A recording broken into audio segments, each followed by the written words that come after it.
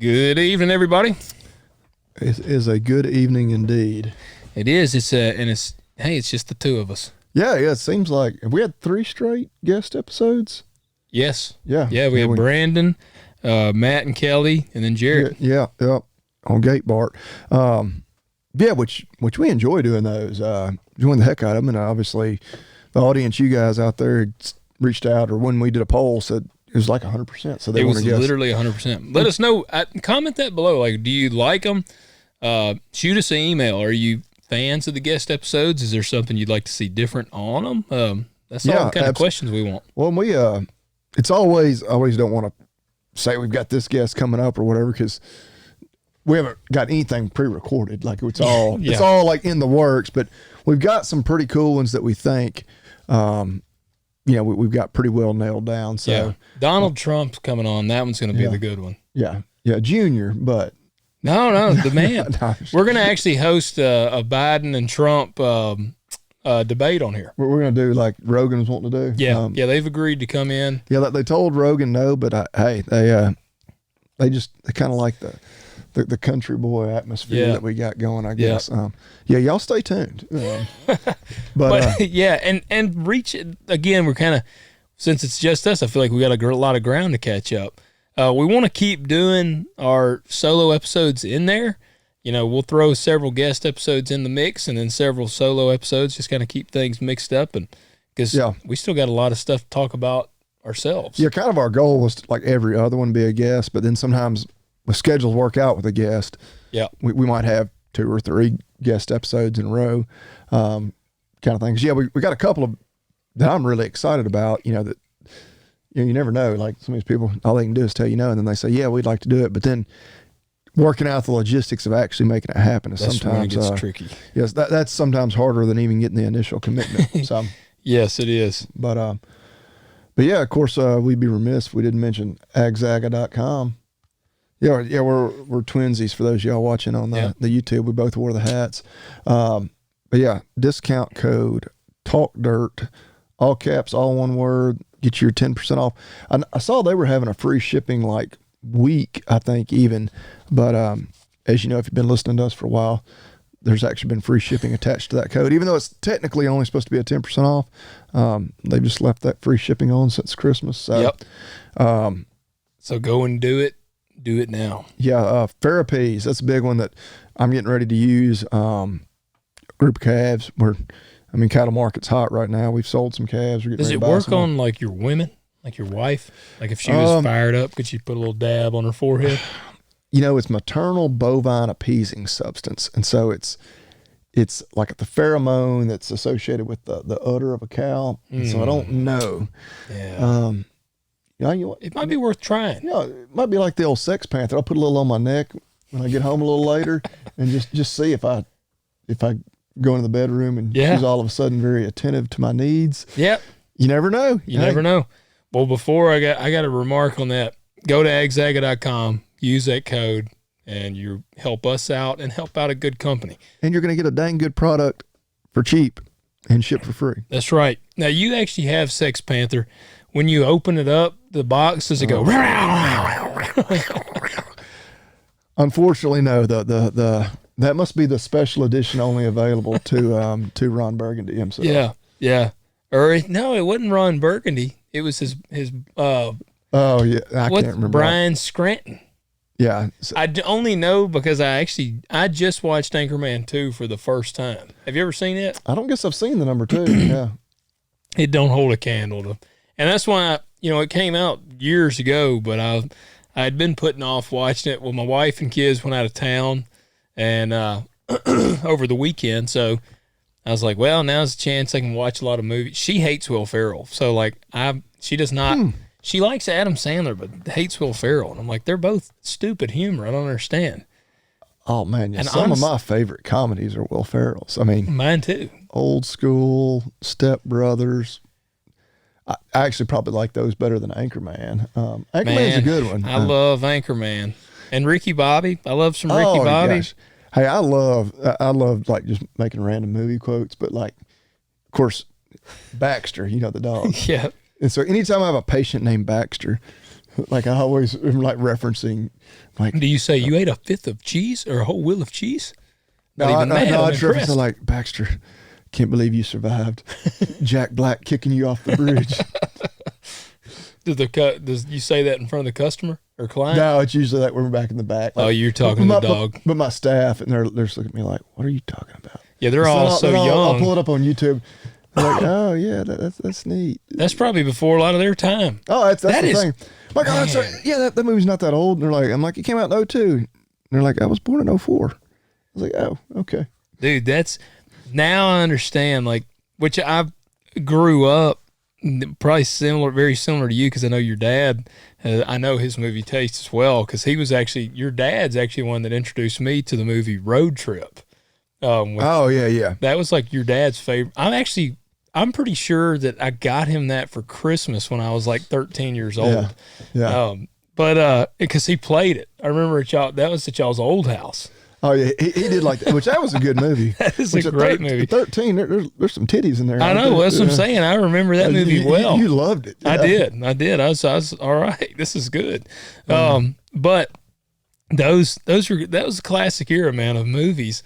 But now I know what it must feel like when Dad used to tell, like he'd mention Animal House.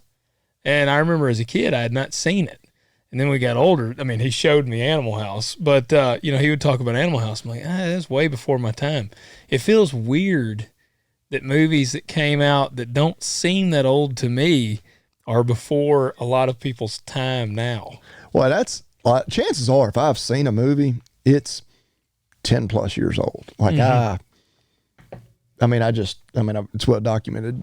We talk about it on here all the time. Like I actually took my son, we went and saw the newest Jurassic Park movie. Yeah. Which is probably a little violent. I took my kids to see it. Did yours get scared at times? No, it was too long. Mine were like flipping around in the seat and acting goofy, and so I'm like, well, I'm not bringing you back. Well, my son, he's obsessed with dinosaurs. And he was like, heck yeah. So he was glued in, but there was a couple of times where he was like nearly in my lap. We went and watched some cartoon at the movie theater, I don't know, a month or two ago, but I fell asleep. Really? It was my wife was out of town, and she was on a girls' trip, and kids, and we knew it was going to be like a rainy weekend. I was like, you want to go to a movie? They're like, yeah. My brother brought his kids. And, I got you. But yeah, you went to sleep. I fell asleep, unfortunately. Well, I've been saying I was going to take them back, but I had a binge of movies this weekend. I watched the new Roadhouse.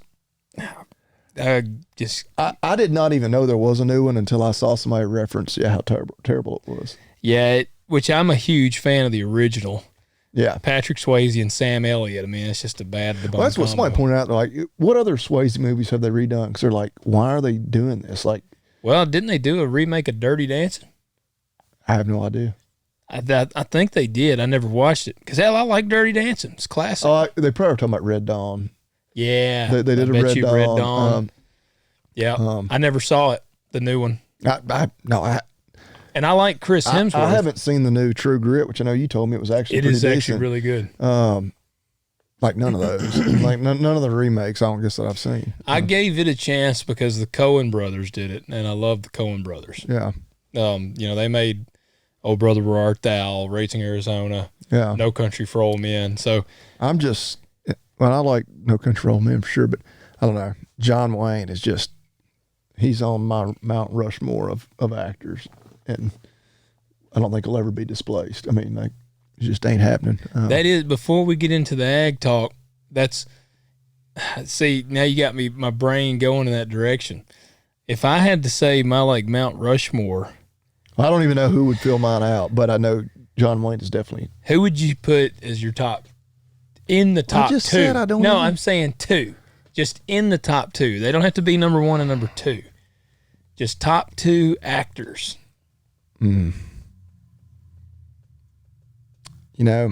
Which obviously John Wayne is not any recency bias, but I don't know, just on the spot, I might say Kevin Costner. He's a great actor. Even though he's a D-bag for not getting back on Yellowstone. He's coming back. Well, I saw, again, through social media, somebody reference, like, it looks like Yellowstone. No, he is. I have my... And he's, which, I mean, hell, we can't talk about celebrities and their personal beliefs. I think he's a pretty big weirdo. Yeah. You know, in his personal life. He's very liberal. Yeah, just politics went out. But I mean, when you think about, I mean, obviously Yellowstone's the one everybody's going to think of right now, but now you go way back with him. Dances with Wolves. Not Lonesome Dove. Crap. What is that movie? Open Range. With Robert Duvall. Yeah. That's a good one. You know, Bull Durham, Field of Dreams. Yeah, you could go on and on. He's pretty dang good. Well, I'm going to say my two. I'm going to go with, so you're saying John Wayne and Kevin Costner? I think I could safely put Kevin in there on the Mount Rushmore. So well, I'm going to say my first one is Kurt Russell. Yeah. He's pretty awesome. Man, you'll get no argument. Man, now as we're going through it, like, then, of course, we just talked about Roadhouse. I think you put Sam Elliott or Patrick Swayze. You could maybe put them both on there. And then obviously now that's why we're running out of spaces. Well, and I'm going to say, my second one might throw you for a curve. But this dude is probably my favorite actor of all time. That's Brad Pitt. Yeah. No. I'm a Brad Pitt fan, man. I always said, like, my Hollywood man crush was Brad Pitt. And that's why Once Upon a Time in Hollywood is my favorite movie that he's ever done. I have not seen that one. Did you see Legends of the Fall? Yes. I love that movie. No, that's a badass movie. But freaking Once Upon a Time in Hollywood, he beats up Bruce Lee. He apparently shoots his wife with a spear gun. He beats the hell out of a guy for giving him a flat tire. Like, he is just like everything. Oh, and then he kills takes a can of dog food and crushes a person's face with it in there. Like, yeah, I don't know. Sounds like I shouldn't watch it with the kids, but it is not a good kid. Well, the whole movie, it's really a slow burn. Marcy fell asleep, and it's Quentin Tarantino. Okay. But then at the last 15 minutes of the movie, it's based on the Manson murders. This takes place back in the 60s. Leonardo DiCaprio, he plays like an aging movie star, and his star is fading, and Brad Pitt is his stunt double. And Brad literally does. You ever watch a movie and you're like, man, like something happens to the actor in the movie and you wish he would respond in a certain way and he never does. Every way that Brad responds is how you wish he would respond. Like he is like the man in this movie. And yeah, the end of it goes total Quentin Tarantino. Like it is not a standard Tarantino movie till the last 15 minutes and the like weirdo Manson people show up to try to kill him. Did you see Inglourious Bastards? Yes. All right, so he changes the ending of historical things. Like that's what he did in that. That's what he does in this one. And yeah, it gets like savagely brutal for the last 15 minutes. Yeah. So it's awesome. Yeah. Got a dog like chewing a person up, so you would appreciate that, from the vet side. I don't know that I would appreciate that. My goal every day when I walk in the door is, don't kill anything that's not there to be killed, and don't get killed by anything. Yes. Don't let any of my staff get killed. Well, comment us below. Who's on your Mount Rushmore? Your top two? Yeah, I'm going Kurt Russell, Brad Pitt, which we fully acknowledge. Mount Rushmore is more than two, but yes, but we don't have enough time to go through. Kurt, I've been told I look like him when I had the beard out, so I was like, yeah, appreciate that. Okay, the young Kurt Russell, I hope, not the old one now. That'd be bad. So there's been a lot of stuff unfold. First of all, we got to acknowledge the fact that we told y'all if we hit 200 ratings and reviews, we would unlock the next giveaway. Yep. And they have blown that out of the water. That doesn't mean to stop. Keep leaving us rating and reviews. But it does mean now that Bobby Lee and I have to put our heads together. Yeah, we got to have a contest to figure out who we're going to draw out to win some kind of prize package. I know. I'm still trying to wonder. And we keep asking for feedback from you guys. Do y'all want us to have somebody come back like again? Would be interested in having a contest to be a special guest. You just want some swag. I mean, some cocaine. Some farm grown goodies. Yeah, some fresh. I'm starting a little produce, diversifying. I haven't put a cap on anything. I would try. Yes, I mean, I hear it's a very profitable market. Yeah, apparently it does not grow good in this part of the world. But that's true. But That's true. Yeah. Marijuana does. I feel like it's like a poor man's drug at this point. Yeah. Got to do the. Yeah, cocaine. I feel like it's kind of like upper class. Yeah. Yeah. I mean, hell, I sit here like I'm. No, I'm like, yeah. It sounds right. Well, I've seen Scarface and all the rich people do cocaine. Yeah. Which that was in the 80s. I don't know about to say that movie's 40 years old, but yeah. Who knows what people are doing now? Butt chugging vodka, probably. Yeah. Well, what you got going in the world? You said you had a couple things. Well, probably the biggest kind of news story going on the livestock side of things right now is the avian influenza has been identified in cattle now. Actually, the first, I guess, case of it crossing, or at least of this recent outbreak, was in a goat in Minnesota, I believe. Oh, dang. And that goat was on a farm where they knew they had it, I believe, in their chickens. But just recently, kind of in the Texas Panhandle, I guess eastern New Mexico, kind of that part of the world, where there are some big dairies, they have identified it, in cows in several different herds. What does it do? Not much. And so it's a big deal because it's okay. We've seen it now. It's crossed over into cattle. Okay. So it was not initially. Right. Which, flu, is a big one because it can mutate and do sorts of weird stuff. But they're pretty sure it was spread by wild birds. Basically the cows, and it's mainly older cows that are generally affected. They can feel a little bad. Run a fever, sound like someone maybe having some diarrhea. But the thing that they're noticing where they realized they had a problem was their milk production would decrease. Okay. And of course those dairies, especially the big modern ones, I mean, and probably even the smaller ones too, they're tracking each cow's production like daily, like to the T. And so all of a sudden they would see cows, their production would drop. So some of them, the milk would get like really thick, almost more like colostrum. Oh. But I think it usually runs its course in like 10 to 14 days. Not a single cow has died of it not directly, not that they know of. Yeah. So which of course, if it was COVID, every cow that died, anywhere over these last 3 weeks would be it. Now, mark it up. That's a avian influenza death. But no, it's, and so I got to thinking, I was like, what are the odds that this has not been in a beef cow yet? Which the milk's not affected. I was saying, would it affect the meat? Not at all. Gotcha. Which, of course, dairy cattle are housed different than beef cattle, and that's going to make them more prone. Because they're in a tighter confines, right? Well, at different parts of the production, or even if they're coming into the barns to be milked, to feed. Yeah. And then, of course, you got a lot of birds that are hanging around. It's going to be a lot higher risk for those animals. But too, like, if it happened to strike my herd, I doubt I would even know it. Yeah. Because if it's just a slight drop in milk production for just a few days, right? I've got maybe calves nursing right now, but I mean, if a cow only has 80% of her milk production, well, that's still plenty for, just about any of my calves. Yeah, calf. Thankfully, all mine are pretty decent milkers. So none of them are barely scraping by as it is. So, right. And so, I think one of the big fears was, okay, what is this going to do to the markets? And right now the cattle market is hot. It's been hot. It should stay hot for a long time. But, of course, the meat packers are always looking for any reason at all to try to tank the live cattle or fat cattle prices. Yeah. And so there's been a little bit of worry that, like, all right, they're going to use this to try to drive down, prices. But so far, I mean, I'm going to knock on wood, the markets have stayed pretty strong.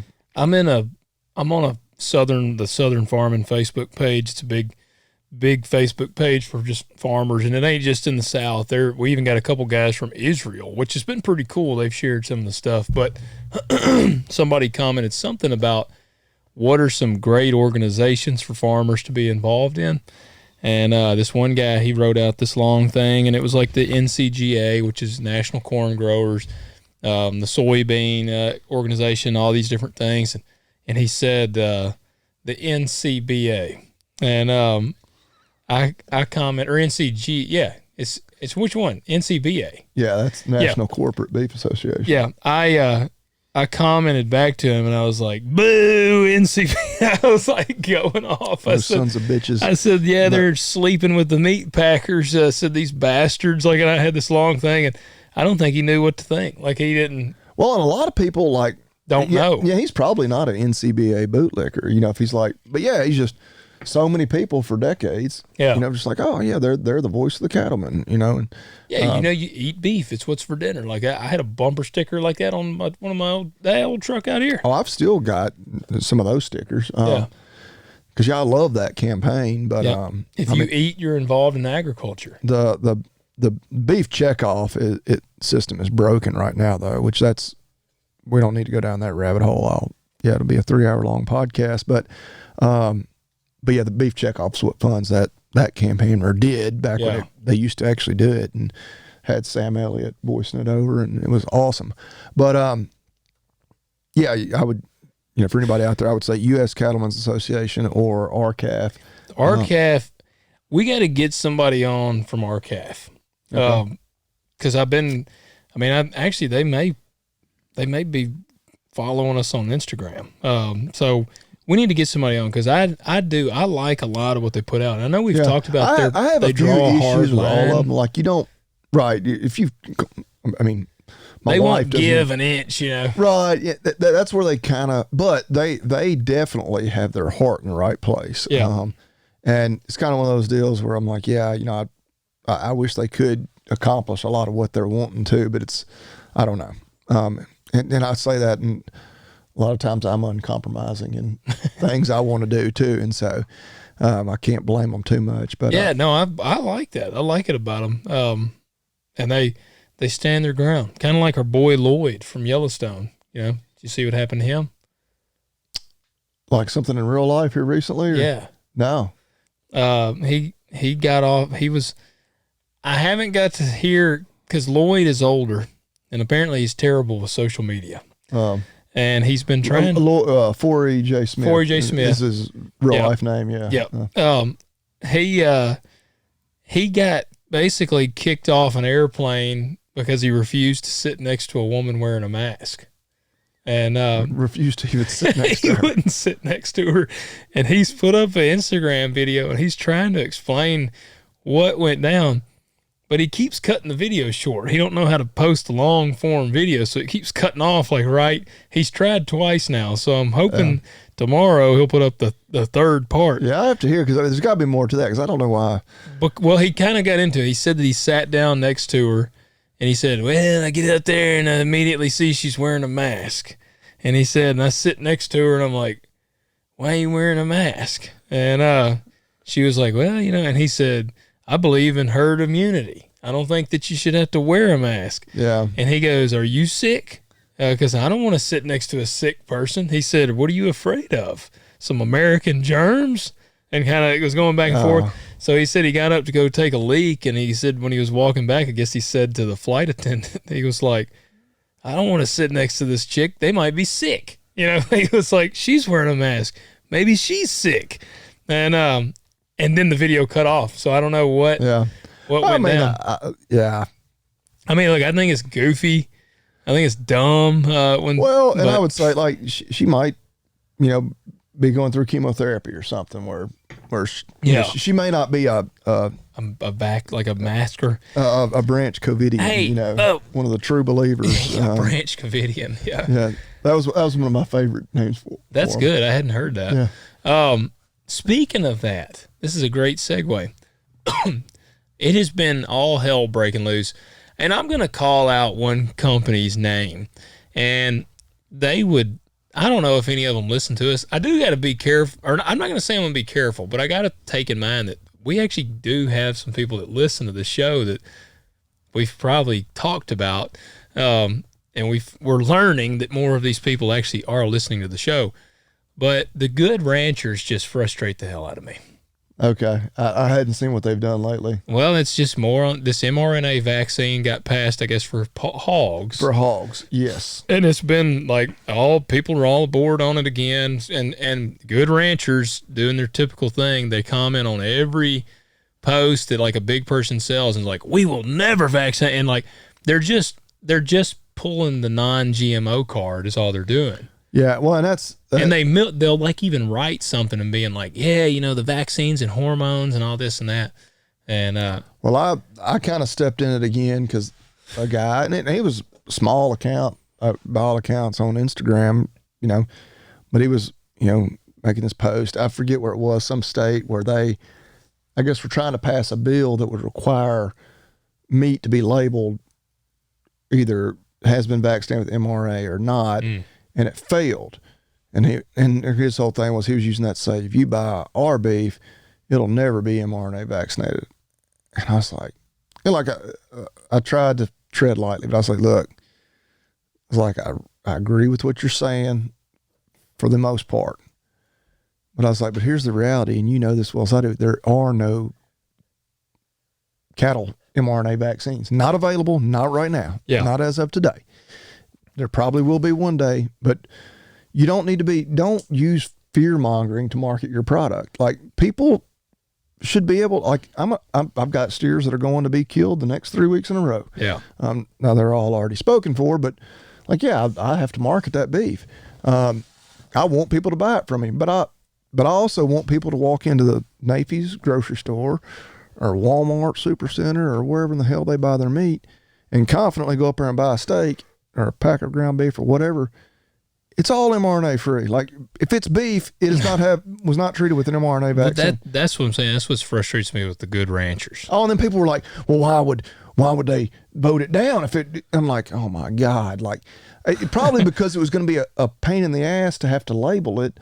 Yeah. You know, when it is irrelevant right now. Now, pork is different. There are mRNA pork vaccines. Here's the other thing. The percentage of people that get scared about that think that the mRNA vaccine they're giving pigs is a COVID mRNA vaccine, and it's gonna like some backdoor way to vaccinate people who don't want the shot. Yeah. Well, that ain't it either. It's I don't even know what diseases it's for in pork. I'm not a pork vet. I don't know a whole lot about pork vetting, but it's for pork diseases. Whatever diseases they didn't otherwise have good vaccines for, I assume. Yeah. And so that's where I'm like, and when there is a cattle mRNA vaccine, you know what? I'm not going to promise I'm not going to ever use it. Yeah. Because if there's an application. Yeah. And it fills a need and makes my cattle healthier. Like, and it's proven to be safe.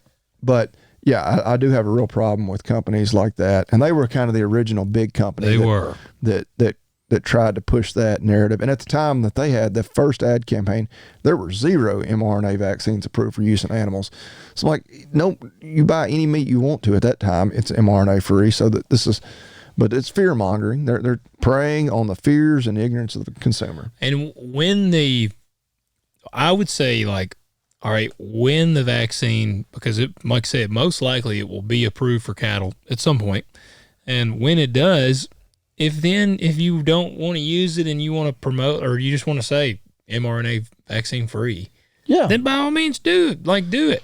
But like I say, right now, that's like me growing, I can't think of one offhand, but that'd be like me growing a crop that there is no GMO variant of and saying non-GMO. Right. And it's like, well, there ain't a damn GMO version. Of course, right. It's non-GMO. Well, there's all kinds, because there's only like 11 or 12 GM crops. But yeah, I'm like you. I can't think of a great example. Oranges, I think. Yeah. Like these are non-GMO oranges. Well, you're right, because all of them are. Yeah. Like it's. I mean, that's the crap that drives me crazy. And yeah, I hate when I see like the good ranchers do it, because kind of like the same way we were with the UFC fighter, we're on the same team.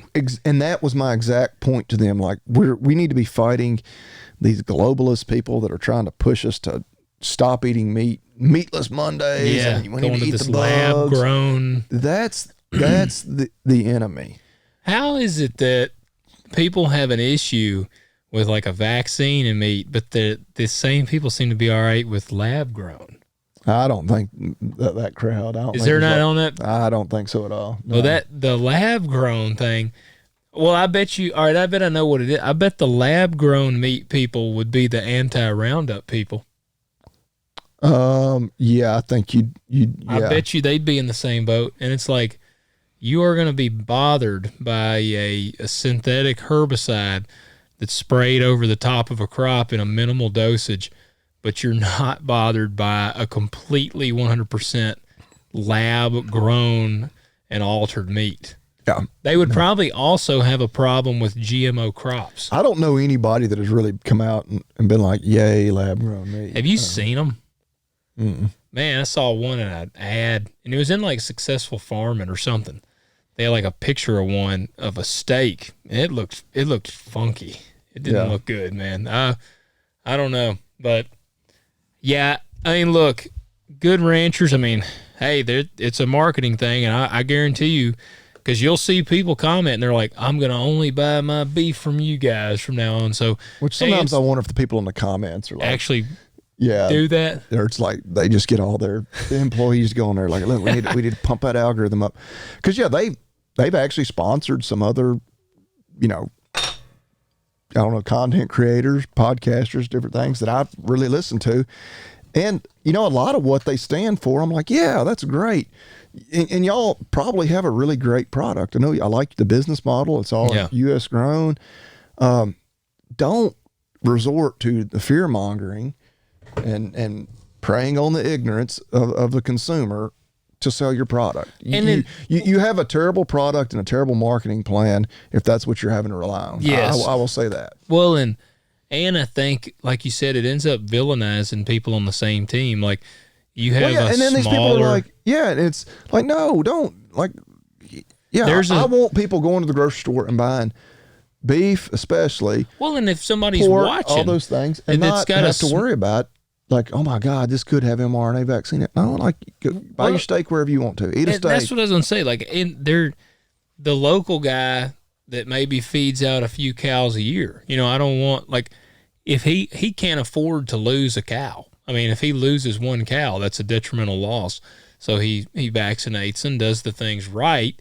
And I don't want these companies to make it such a thing where they're villainizing this so much that the guy that feeds out just a few, then suddenly everybody's like, well, man, I can't buy your beef anymore. Yeah. Well, that's, like I said, I have no plans to use mRNA vaccines, but I'm not going to sit here and say that I never will. Yeah. I don't have any plans to, but I mean, if the application's right and is proven to be safe. You just want to secretly vaccinate everybody with COVID vaccine. Yeah, I'm going to somehow vaccinate everyone for COVID through my beef. Won't even work. I mean, that's not even remotely possible, but yeah. But yeah, I'd kind of gotten into it a little bit, but I tried to be very diplomatic and like, hey, but it's like, and I don't know, but like with my beef, like I literally, and I'm not sitting up brag or anything, but it's, people really want that locally grown beef. They know where it came from. I have zero problem. Like I've had to tell, I can't tell you how many people, sorry, I'm out. I pretty much, if you're not already on my list, from previous years, unless I expand, you're probably not going to unless somebody decides they don't want back in, because people come back every year. I guess that's my biggest brag is, apparently it's pretty good stuff because the same folks every year want more. Sustainable agriculture you got. There you go. Sustainable business model. Yeah. Well. Hey, we hadn't done this. What are you drinking? Eagle Rare. Eagle Rare. I went and found the hidden bottle. I'm in the family. What you got, Buffalo Trace? Yeah. So nice. One of the liquor stores keeps one hidden somewhere? Our Spirit's up here. But they have it out on display, but it's all. And I usually cheat. I'm like, and it's usually a big one because it's a half gallon I bought. Scavenger hunt. Yeah, but I'm like, hey, what will a half gallon of Eagle Rare set you back? About $50. Oh, really? Yeah. Okay. Yeah, man. Well, yeah, it may be a hair more than that, but it's probably around. I want to say it's around $50-$60. It's still way cheaper than like Blanton's. I have not bought bourbon in so long, just because it's. I take that back. I bought some when we went to Arkansas duck hunting, but I've got a stash. Well, I have not.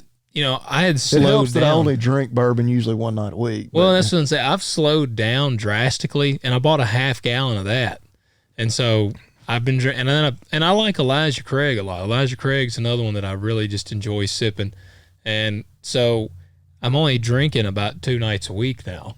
So I'm not going through a whole lot of bourbon at this point. Like my buddies at Spirits they probably think I'm mad at them or something. I'm going somewhere else. But no, I'm just not buying much alcohol these days. Yeah. But, yeah, it's been wild, and I saw that crazy thing in Baltimore with that bridge, and I was wondering, I don't think that we're going to see many ramifications, because I've seen some ag pages that are like, what does this mean for farmers? Yeah. I don't think I think they said 0.9% of our soybean exports or something move through there, so, I mean, it's not a large percentage, but that was just insane. And it's gotten real insane. Did you see the thing where the freaking cameras shut off for that 2-minute time frame where then it crashed? Oh, cameras on board the ship? Yeah. I saw where somebody had shared with me where they apparently have like the black box or whatever, like like airplanes have.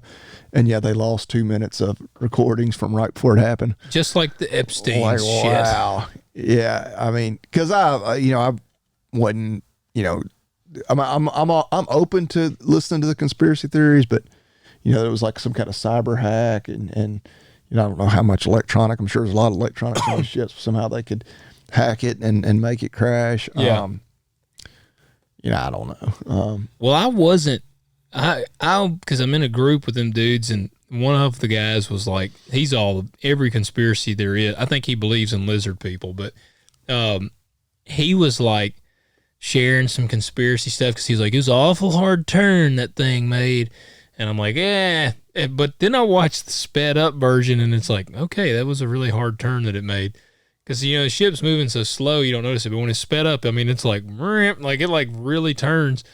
And then when I see the thing about the 2 minutes of missing footage, like, okay, that is weird. That kind of makes your ears turn a little, like, wondering. Well, and my question would be like, how often, like, do they just lose footage like that? I mean, is it like, oh yeah, this thing's spotty, it doesn't record worth of crap ever, or is it like, no, for like the last 6 months we were only missing 2 minutes total of footage, it was right before it hit this bridge. Yeah. Just for some context, I don't, part of me is like, are they trying to distract us from something else? Is it because that they don't want us to know about the deep Hollywood pedophile sex rings and Diddy getting arrested? Lord, yeah. Which I don't even know what's going on there. I just saw like he's in some trouble, and it had to do with. Well, he fled the country. Okay, I didn't even know if he was already in custody or what. He bounced. They said he went to not Puerto Rico. He fled. He went to some country that has no extradition. Yeah, so he did his homework. He did, man. He was like ready to go. But I don't think we'll see a lot of effects on the farming side. But obviously, prayers and thoughts for everybody that involved. Because there was some cars on that bridge. 6 deaths, right? Something like that. Yeah. It's terrible. And then right here at Easter. Anytime that'd be terrible. But yeah, I don't know, man. It's going to be an interesting year. We've been planting at the farm store, trying to get stuff going over there.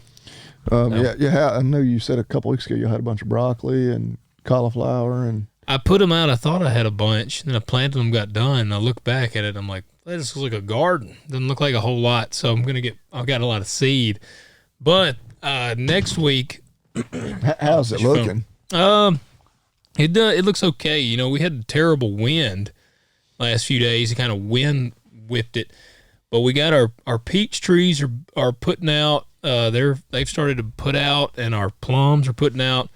I planted 22 apple trees, like 4 cherry trees, and I've got 118 blueberries to plant and 50 blackberries, and then I got 26 or 28 more apple trees coming.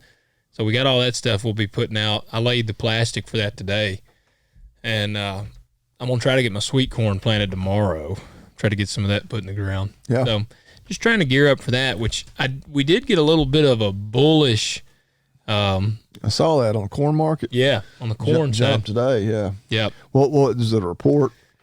Yeah, some sort of report came out, which, I was kind of laughing to myself when you're talking about the cattle markets, like how the meat packers might try to use this. to alter the prices. Dude, that's the worst part with row cropping.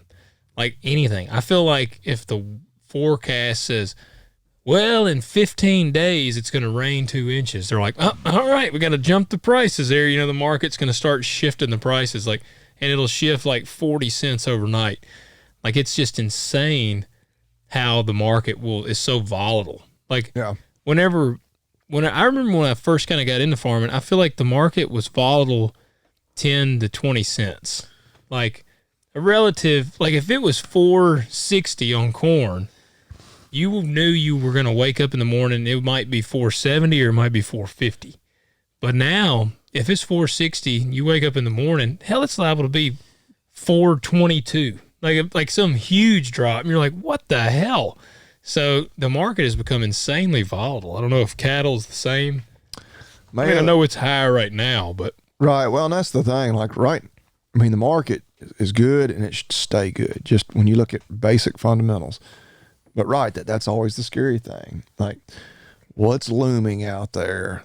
Yeah, come out of nowhere, and most of the time, it's something that shouldn't even matter, but they'll use it as a reason to take the price down. The fire at the Kansas plant, 4 or 5 years ago, whenever it was, which didn't change our kill capacity or our slaughter numbers. By the next week, we're right back up at the same level, but they used that to tank the prices. Yeah. Just stuff like that. And it's, all that goes back to, we only got 4 buyers basically in the fat cattle market. 4 of them are buying 85% of the cattle, are killing 85%. And so they can collude, and it's illegal, but proving it and catching them, and then actually, having the balls to do something about it when these are, multi-billion-dollar corporations is a whole nother thing. So, yeah, that's what's frustrating.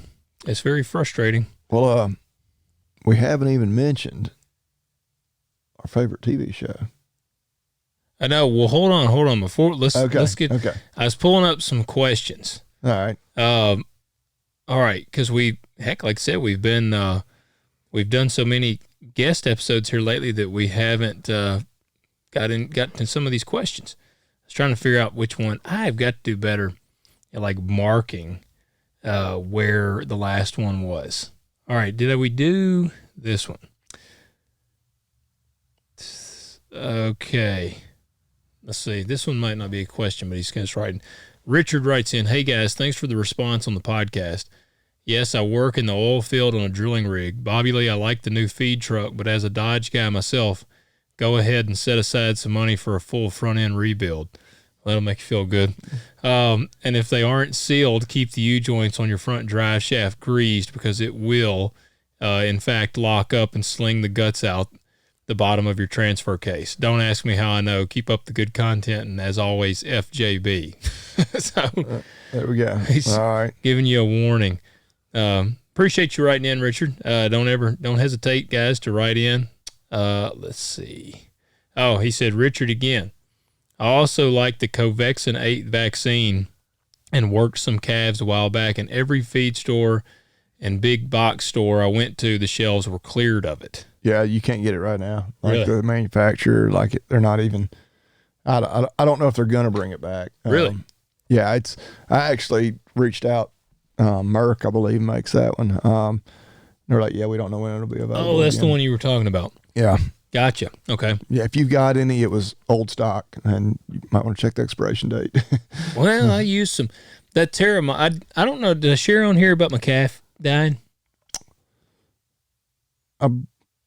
Well, I can't swear if you told it. Yeah, I think you might have mentioned it last week when we had Matt and Kelly here. Okay. I feel like I did. Yeah, I think I did. Yeah. Old Forrest, he went bit the dust.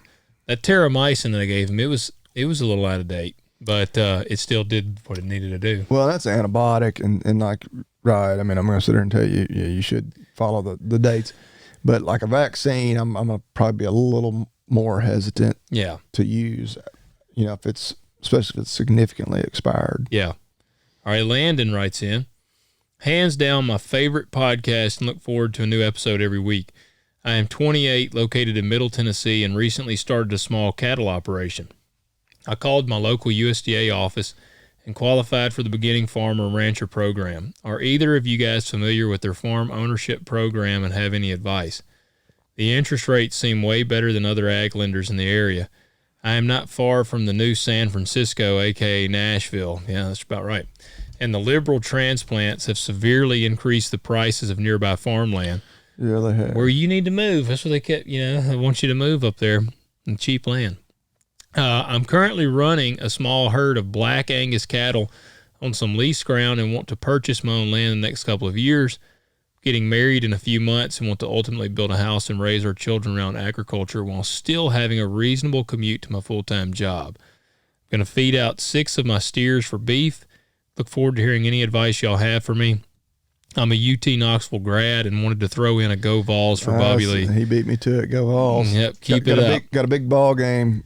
Well, as we're sitting here recording tomorrow night, by this time tomorrow night, we won't even be at halftime yet. Oh, man. But, tips at 9:09 Central Time. Jeez. Estimated, because there's 2 games. You got to wait till it'll probably be like 9:30 before it tips off. It'll be, nearly midnight before that one's over with. Yeah, well, I won't be watching. I get to get up at like 4 o'clock on Saturday morning because we have our first softball tournament. I was actually thinking about you on that. The other day, we were talking about somebody who's doing travel ball. John, his son, is doing travel basketball. And I said, man, I have no interest in that. And I said, you and my cousin are prime examples that show me why. Man, if you want them to play against any decent competition, especially on the girls' side, you pretty much got to. Yeah, we'll leave the house at 6 o'clock Saturday morning. Yeah, that sounds terrible. First game's at 9. We got a 2-hour drive. Yep, and then don't know what time we'll get home Saturday night, and then we have sunrise Easter service on Sunday. So I may be dragging by Monday morning. Yeah, that or I'm going to get an Easter afternoon nap. Yeah. Well, he asked here. Landon said, "Are either of you guys familiar with their farm ownership program?" So I did the beginning farmer and rancher, and I think, did you use it as well? Yeah, I used it for the purchase of our first piece of property. Beyond just the house we had in town, but the property that I currently now live on. Yeah, so I guess that's the program he's talking about.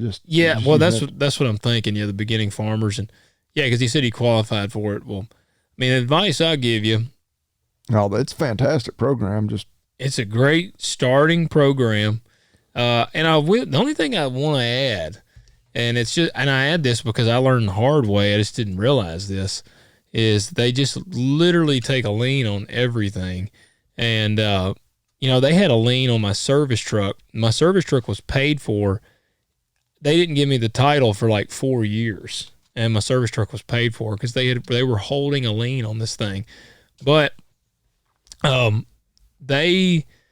interest rate's better than you're going to find anywhere else. You're going to get a 40-year term, which is better than anywhere else. You're going to get a 30-year. I'm a big fan of farm credit, but you're only going to get 30 years with farm credit. You're going to have higher interest rate. The way they kind of sway their interest rate, though, is you buy stock in farm credit. So you get a dividend type check every year, and it's pretty significant. The last 2 years, I've gotten a pretty significant check back from them. So it kind of offsets your interest rate probably a point or two. Yeah. So it does knock that down. But the beginning farmer's rancher loan, I think it's a great way to start. My advice on it is use it to start and then don't use it again. Because if you use it again, like if you buy a farm with the beginning farmers and ranchers loan and then you purchase another farm with it, they're going to tie up both of these farms in a huge lien. Versus if you use like farm credit's not going to take an additional.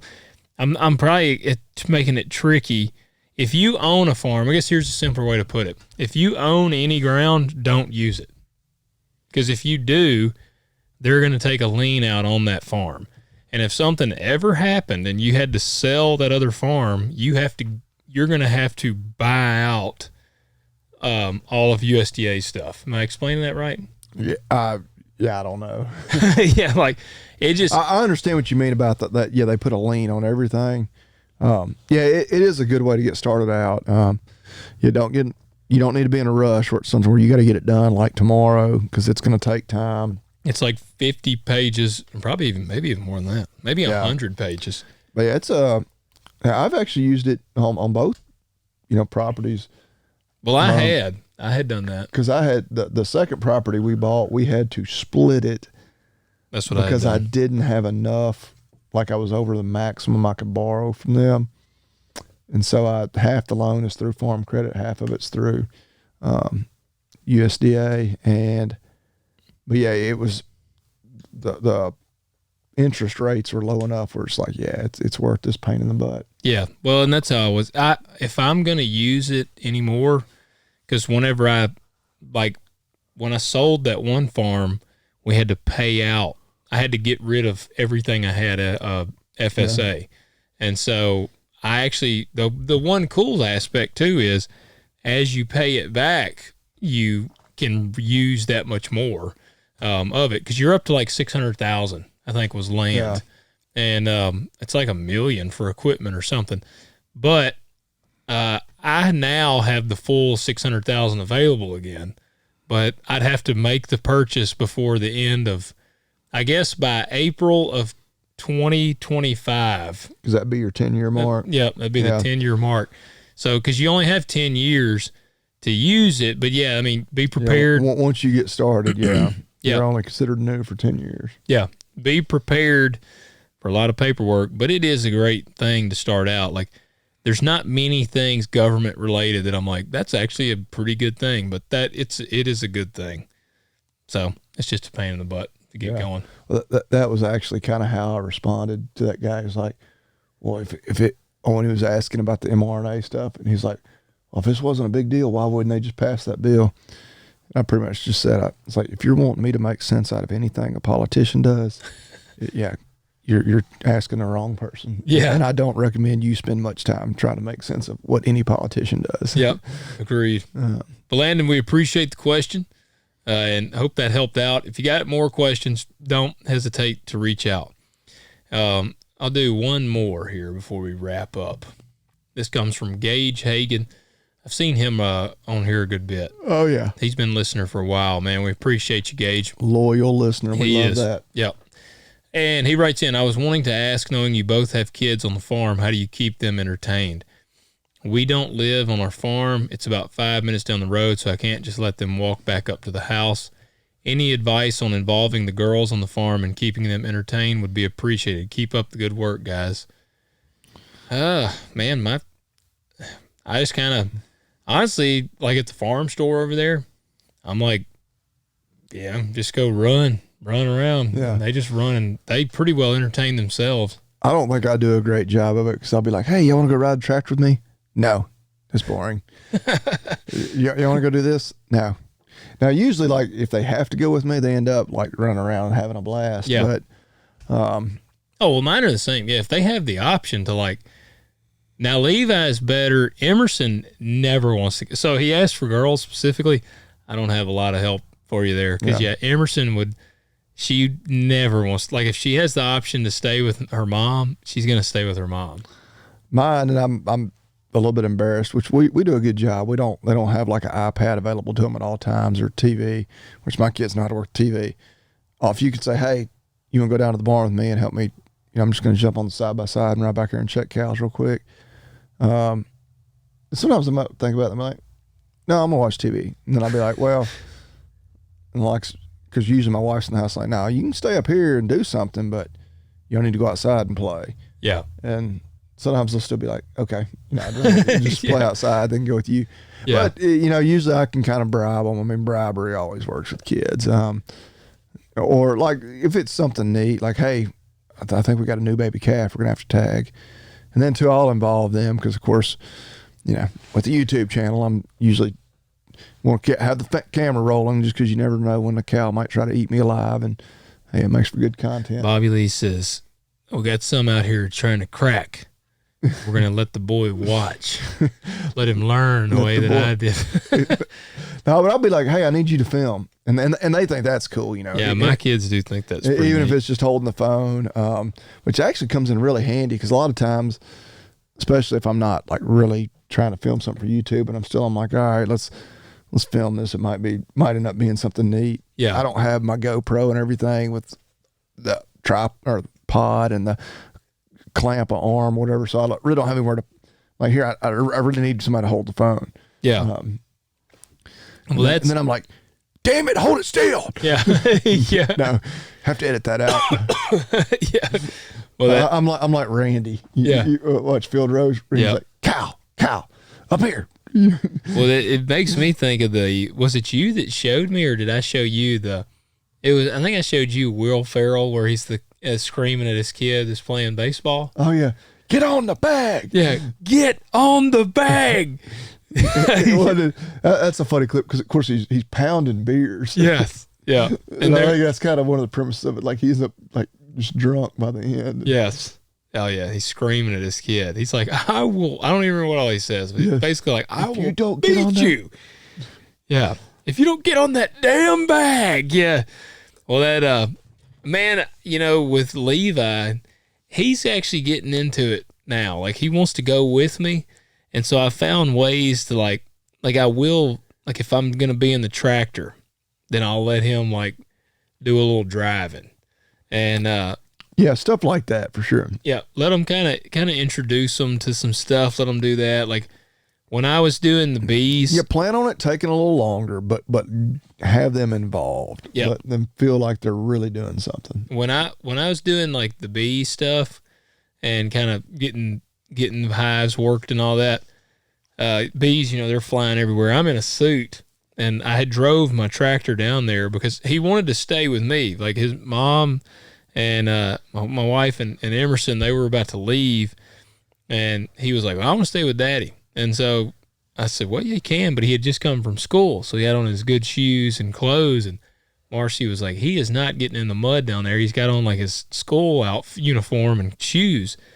And he was like, oh, he was devastated. I was like, well, buddy, I guess you'll have to go. So I don't have anything for you to put on here. And so he was all tore up, which made me feel good. I'm like, oh, good, he wants to hang out with me. So I said, look, I'll just drive the tractor down there. You can hang out in the tractor. And I opened the windows and turned the tractor off. And like I'm in my bee suit and I'm kind of doing the thing. And I'd look up there and I just left him in the tractor. Oh, dude, he was like, I don't know what he was doing, but he was doing some farming in there. Like he was, because this is the old 5090, and it's got like the little joystick, which I was kind of laughing. I was waiting, watching. I wasn't letting him see me watching, but I was waiting on him because, you can put the bucket down with the tractor turned off. Yeah. But because I saw him kind of pushing it, and he would be like, he was making sounds with his mouth. And he never pushed it hard enough for it to go, because he would have, I know if he had hit that and it had moved, he would have like immediately like looked at me, thinking that he had done tore something up.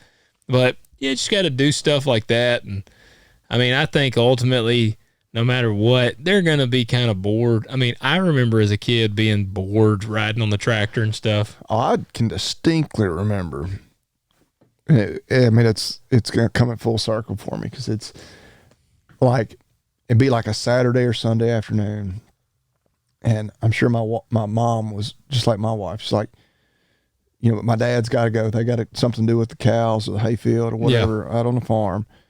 And so she's like, you need to take boys with you, or one of the boys with you. And I'd be like, hell no. Like, as a little kid, I'd be like, no, which of course we didn't have iPads and all that stuff, but we didn't even really have video games when I was real young, but I would just rather stay home and like play baseball in the backyard with the neighbor kids. Yeah. Because I would know good and well, like, we're just going to be riding around, and I'm going to be sitting up with him on a bulldozer. And like, I mean, that's cool to kids that never do it. But but that. Like when you're just sitting in a tractor, like in a hayfield, and you're just sitting there, like, it's super boring. You're just going to take a tractor nap. And that's what I try to remind myself of that. Like, I've tried now, like during harvest season, they'll come and ride on the combine with me.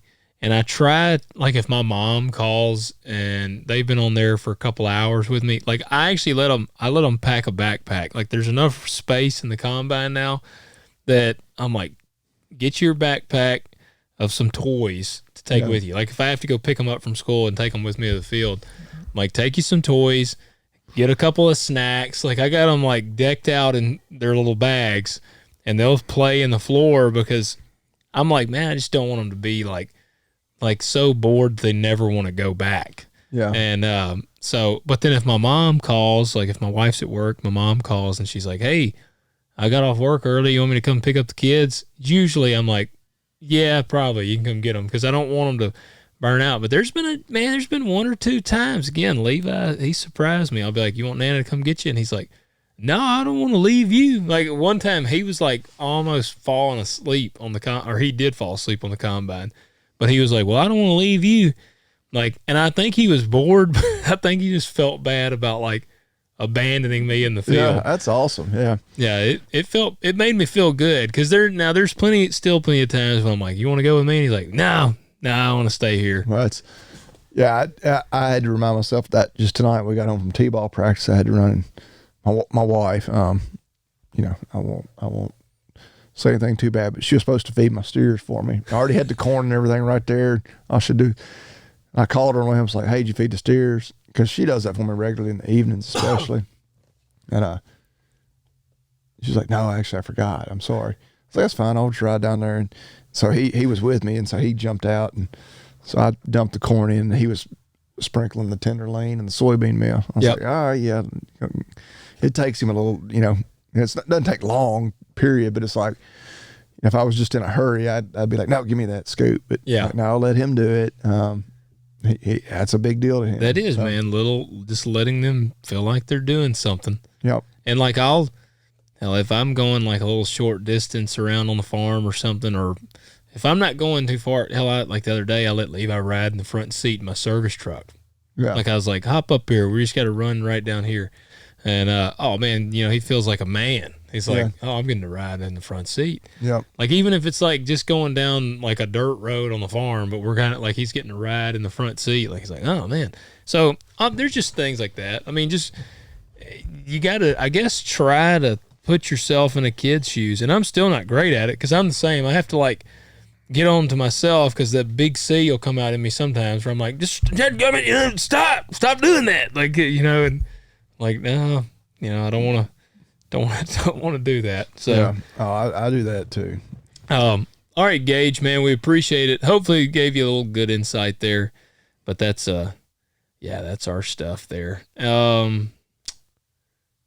right. I think that's probably good. We're at an hour. Do you got the guy? I know you got to gear up our man there, but do you got the company? Or I feel like we got to at least make a mention of Farmer Wants a Wife. Oh, we do. Yeah, we do. Which there's actually, since we had Brandon on, which if you didn't listen to that, he was an awesome guest. He was. Like that. I mean, you don't know what to expect. You see these people on TV, and he gets about 12 to 15 minutes once a week. But no, he was great. He was fantastic. But there's only been one episode air since he was on, and he was on 3 episodes ago. Yeah. They skipped a week for State of the Union. Then I guess they had an episode, and then I don't know why they didn't have an episode last week. I didn't either.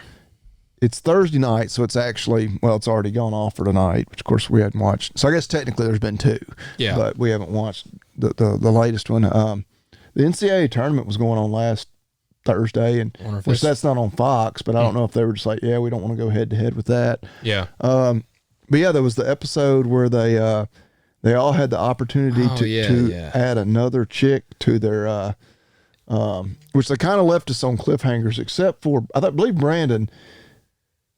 It kind of already did. He already commit to bringing his back? Hell yeah, he did, because I texted him about it. Okay, well, and to me, I almost got the sense that because he was down to 2 girls, and some of the other guys still had 4, and so I almost feel like they pulled out that kind of twist specifically for him because he had 2 leave in one night. Whenever they were at the team roping.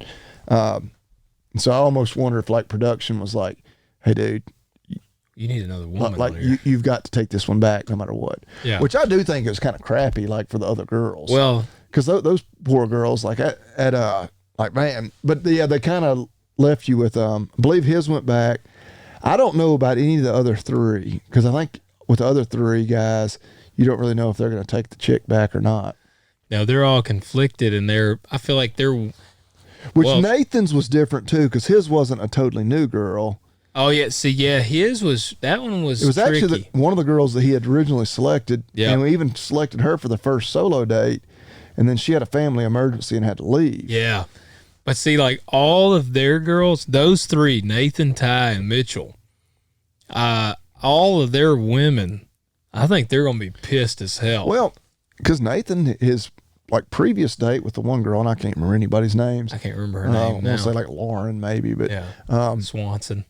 Yeah, Samsonite. Samsonite. There you go. But yeah, it seemed like, man, they hit it off really good, and you're all of a sudden it's like, oh yeah, she's gonna be the one. Like he's finally really connected. Of course, Mitchell, we've been saying all along, like he's already like Sydney, it's done. Ty, which they really tried to dramatize his, like he had to call his brother. Yeah. Like, dude, don't take this girl back. Like, no, like you already know which one you're picking. There ain't no sense. Cause more unless friction. You're just wanting to like drum up the drama. Yeah. Which again, I'm not accusing Fox of doing anything, but you kind of wonder production's like, hey, dude, we know you're not going to pick this girl, but we need a good cat fight back at the house. I texted Brandon. Because it tripped me out. We were watching. See, and I'll tell you guys, one of the cool parts for me about podcasting, this honestly was the reason why I did Living Fully Loaded, was because I was like, these are people that I don't want to just talk to these people. Like, I actually want to become their friends. And honestly, that's one of the cool things with a lot of the guests and we'll see that a lot as the more guests we have on here, you actually end up becoming buddies with a lot of them. I'm not going to say all of them, but a lot of them. And Brandon is definitely falling in that category. So I texted him, and I said, dude, my wife and I were tripping out last night watching the latest Farmer Wants a Wife. They bring in the surprise chick, and all the guys are conflicted about bringing her back, and you were like, oh, hell yeah, let's get you back to the house. And he said, it was a good curveball, right? She was cute. Take no prisoners, and I was down to 2, so what the hell? Yeah, man. Hey, you're only going to be, I mean, theoretically, I guess – there could always be a sequel where they bring somebody back. You're only going to get this opportunity to date all these women, have them come live in your house while you're staying out in the camper or whatever. Yeah. One time. So, hey, you never know. That might be your soulmate that was, the good Lord put her there. Yeah. After the fact of the original. Well, but it did make sense for him. Because he was down to so few. I feel like they were like, dude, like I don't know how many episodes are in the full season, but we got like 4 more episodes and you've only got 2 chicks. Like this is going to get real old and boring if we can't. Well, I tell you first of all, one of the good things, and I told Brandon, obviously the chick that he brought back, do you remember what her name was? I don't at Emerson. All. Okay. So my daughter's name is Emerson. So I already was like, well, I like her name. And she seemed really cool. And see now, and Brandon, I'll tell you, man, even though like I'd consider him a buddy now, he won't tell me who he picked. Because I was like, it's got to be Emerson. Because she now follows us on everything. Like she followed. Oh man, is this a spoiler? That's what but I haven't gotten Brandon. He won't we tell me. We got a lot of the contestants on the show. That we do. But she followed and she reacts. She might be listening right now, Emerson. If you are, I'm wondering if it's you. Logan is Team Emerson. I am. I'll have to watch tonight's episode because I'm sorry, Emerson and whoever. Like it was. Well, I'm sure we were probably like cleaning the kitchen as I had it on the TV. Yeah. I don't remember I remember they were at the little brewery. Yeah. And I love drinking like they were thumb wrestling. Weird craft brews. I was like, man, I'd really like to have whatever sort of I love going to places like that and they're like, what do you want to drink? And I was like, just bring me something I've never heard of. Yeah, something weird. He's like, what's the gayest beer you got? That's what I want. That's when like our buddy Lee would be like, yeah, give me sex on the beach. No. You've never been to one of those. Oh, when he gets a Miller Lite. Lee will be like, what's your beer list? And they'll list off like 47 different beers, and he'll be like, I can have a Bud Light. Yeah, yes. I've been with him at restaurants where he's like, what beers y'all got on tap? And it's Next literally like one of those places list. where it's like the taps like go all the way around the room. And like takes her like 14 minutes to go through them all. And he's like, I can have a Bud Light. Yes. Well, I said the gayest beer. Well, you're right. Yeah, it literally is now. But proudly, the most transgender of all the beers. It is. But yeah, I don't remember Ty. Now, Ty's woman, I don't remember her name that he went and met with. But now I feel like he's kind of hit it off. And can't remember any of the girls' names. other than Sydney, just because. Oh, the chick that his daughter liked. I can't remember. He went on a date with her. They're all good looking, because I won't be like, yeah, the good looking one. The taller one, she's like going to cut his nuts off if he brings her back.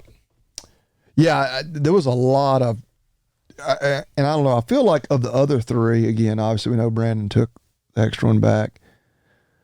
I don't know. Melody, that's also in his house, she follows us, so she very well could be listening. And hey, and I'm rooting for you, Melody. I wouldn't be surprised if the other three all said no. Yeah, because I think Mitchell's got it locked down. I think Nathan and Ty both feel like they had a pretty good connection with one or two of the girls. Like they feel good about ending up with. You think Nathan's going to say no? See, his is different because she was originally part of the show. That's what I'm saying, man. So I feel like his is a little easier sell to the other girls in the house. Yeah. Even though that girl hasn't been there the whole time. Like, look, a tragedy in her, I said tragedy, I don't know what it was. A family emergency pulled her away. Like, nothing she could do about that. So you're saying Mitchell and Ty, you think will be safe no's? I think they probably should be. Yeah. And I would say the same about Nathan, except that his is a little different because she was previously, part of his crew. Yeah, it's just tough because, I mean, I kind of can see, I guess, from the side of the ladies there, like, they'd be like, well, so none of us are really the one if you're going to bring in somebody else. Well, right. There's all kinds of ways to spin it, but yeah, I can see where, like, right, if you're Mitchell and you already feel like, oh yeah, Sydney's the one. Then why do you need to bring in somebody? Don't. Right. There's no sense in stepping in that big pile of shit. Yeah, but I'm saying here, I'm Team Emerson for Brandon. I'm still the little, I can't remember her name, the short blonde-headed chick with Nathan that he's been hitting it off so well. Oh, yeah. That's the one, I think, with him. Ty, I'm going to say the one he just did the solo date with. Yeah, that his daughter really likes. And Mitchell, it's still, to me, it's like still just leaps and bounds Sydney. Well, and Brandon's like appeared to be joy. And then when they had their one-on-one, like. It was terrible. Yeah, like. I don't even remember what the question was or the topic they were discussing. I'm like, yeah, it couldn't have gone any worse. Yeah, like, she was like, she basically was like, I have no empathy or sympathy or something. Yeah. Or no emotion on that. And because Brandon was like, all right, that was weird. That was like, So. Which I guess, I mean, they got to decide, am I in this to just win and be the one he picks so that I can be the winner? Or do I really want to find a soulmate? And yeah. If you really look in it for the right reason, want to find a soulmate, and if that's really how you are, don't pretend to be somebody else just to win the show, and then be like, actually, that's not my personality at all. Like, I don't know. Yep. Well, there you go. Do you have the? I guess we'll update you on how things go next week. Guess we'll see how our predictions come through. That's right. Let me start off with 2 words: made in America. All right. I'm kind of annoyed with myself because I actually had one, and it was something that I use, and then I just happened to glance down and saw that it said "Made in USA," but now I don't remember what it was. So that doesn't help me. Really cool story. Yes, it doesn't help us on this for this. So I've got a few here. I'm gonna go with. Actually, the kind of the recency bias, True Velocity. Okay, ammo. Yeah, you familiar with them? Which I know we could do a different ammo, different knife, and a different coffee company, maybe a different belt company every week. Yeah, we've done a bunch of those. Yeah, but True Velocity, for those of you not familiar, they make polymer cased ammo, which they don't have, aren't they? Yes. Yeah. So of course, typically, if you're shooting any type of ammo, it's brass or maybe steel casing. But I don't know where they came up with the idea, but they went polymer, and apparently it has a lot of benefits. One is just weight. Yeah. I think that may be really, important, like in military application, or like, I mean, I guess in any application, you know, saving a little extra weight is nice, but it's pretty cool. I fell into the trap of one of these like subscription programs they've got. Yeah. And so when you sign up, which is pretty cool, like if you randomly get a box of ammo like once a month, like I'm not gonna hate that. But you got like a hat and like some stickers, so like whatever. Oh, okay. Yeah. Actually, the hat is also made in the USA. Oh man. I was like, well, I will be damned. Like, so the fact that the ammo is made here is really cool. I mean, that's their product. But then, you can't ever find hats made in and then USA. I was like, damn it, that shows me that they are not just, made in the USA ammo, but they're committed to that. Yeah. But it's also really great ammo. So check them out. I think right now, I know they have 223 or 5.56. I think they maybe have 308. And that may be it right now. Yeah. I'm afraid to say, but I think they're a relatively new company. I mean it's new technology. Did Austin Legg share about them?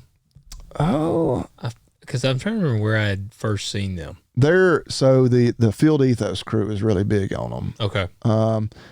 But yeah, check them out. True Velocity. It's TRU, isn't it? It don't have the E, does it? Let me look them up here. I thought it was. Went ahead and spelled it all out, but It may. I'll look them up. I have not used any, but I've seen it. So their website is just TV Ammo. No, they spell it out. Okay. But the website is just tvammo.com. But yeah, when it comes to, I'll tell you which calibers they currently have. So 5.56, 308. Yeah, I believe I was correct in that. Yeah. Gotcha. But yeah, the hats, which you can just buy a hat if you want to. I got mine because of the it came. But yeah, 100% American made. I thought, but you're right. Yeah, you can, if you look hard enough, you can find shirts and socks and underwear and blue jeans and all that stuff. We've highlighted a bunch of those companies, but buying ball caps that are made in the USA is really tough to do. It is. Yeah. And I'm not even sure because I think it just has their tag in the inside, like who actually makes the hat.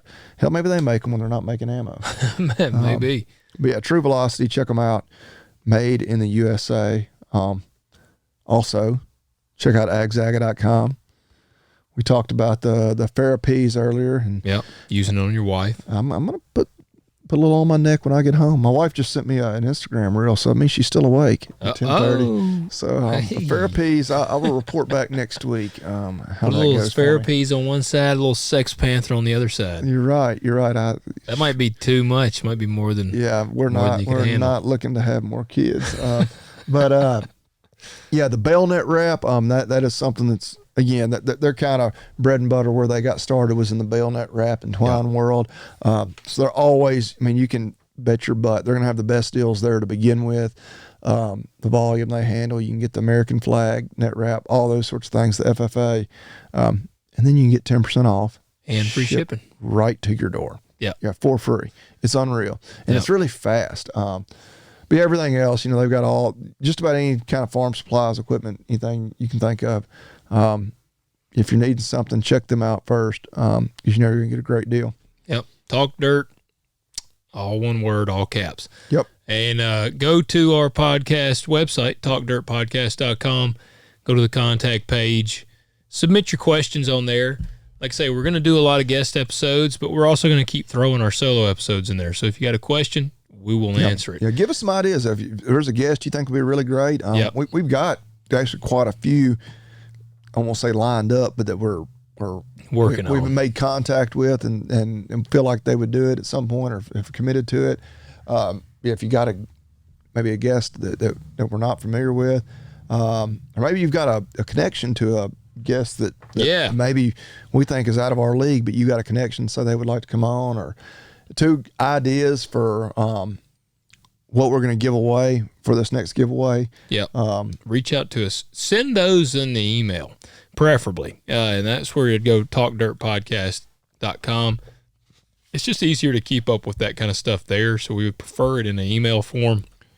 And yeah, if you got a guest, big or small, that has a cool story in the ag sector, shoot them our way. Yeah, because we've kind of, I guess the last three, it's kind of been, I'm going to air quote it, but like celebrity, more like guest. And certainly with Brandon from the TV show. Obviously, he's an expert when it comes to potato farming. Yeah, we'll have him back on because we got to go. I feel like we just scratched the surface on that. Yeah, Gatebard, obviously, they have a huge following on social media. Matt and Kelly, they're definitely experts in the ag field, but also through their YouTube channel. Kind of celebrities in the world too. But yeah, if there's somebody out there who's just got a really awesome story, we're open to talking to all kinds of people. We are. All right, guys, hit that like button, leave us a rating and a review, and we will catch you next week.